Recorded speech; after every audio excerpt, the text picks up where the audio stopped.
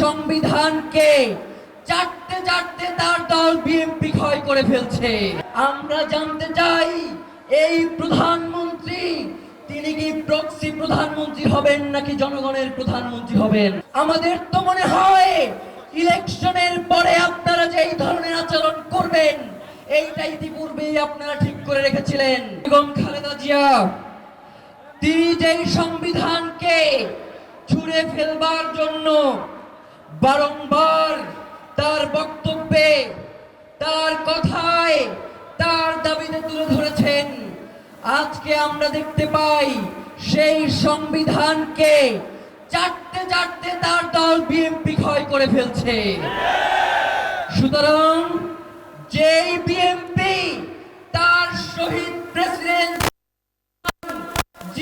দলের প্রতিষ্ঠাতা তাকে স্বীকার করে না, এই বিএনপি বেগম খালেদা জিয়ার কথা রাখে না, সেই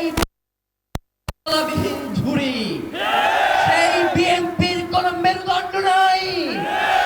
যদি সেই বিএনপি বাংলাদেশে অরাজক পরিস্থিতি করতে চায় তাহলে আপনাদেরকেও আমরা বলে দেই, আমরা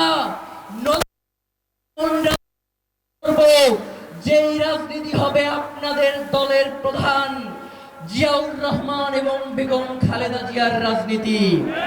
প্রিয় ভাইয়েরা, আমরা পর্দার আড়ালের কোন শাসন দেখতে চাই না।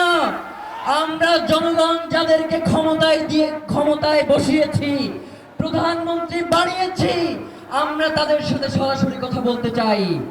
আমরা জানতে চাই এই প্রধানমন্ত্রী তিনি কি প্রক্সি প্রধানমন্ত্রী হবেন নাকি জনগণের প্রধানমন্ত্রী হবেন? তিনি কি জনগণের কথা বলবেন নাকি তাকে সেট করে দেয়া হয় যেই কথাগুলো সেই কথাগুলোই তিনি বারংবার বলবেন? প্রিয় ভাইয়েরা, যদি এই রাষ্ট্রে গণভোটের রায় মানা না হয়, এই রাষ্ট্রে সংস্কারগুলো বাস্তবায়ন করা না হয়, এই রাষ্ট্রে জুলাইকে অস্বীকার করা হয়, তাহলে এই রাষ্ট্রে যারা ক্ষমতাসীন রয়েছেন তাদেরকে আরেকটি ৩৬শে জুলাইয়ের জন্য প্রস্তুত থাকতে হবে। প্রিয় ভাইয়েরা, শহীদ ওসমান হাদি এই কথাগুলো অত্যন্ত স্পষ্ট ভাষায় বলতেন। আমাদের তো মনে হয় ইলেকশনের পরে আপনারা যে এই ধরনের আচরণ করবেন এইটা ইতিপূর্বেই আপনারা ঠিক করে রেখেছিলেন।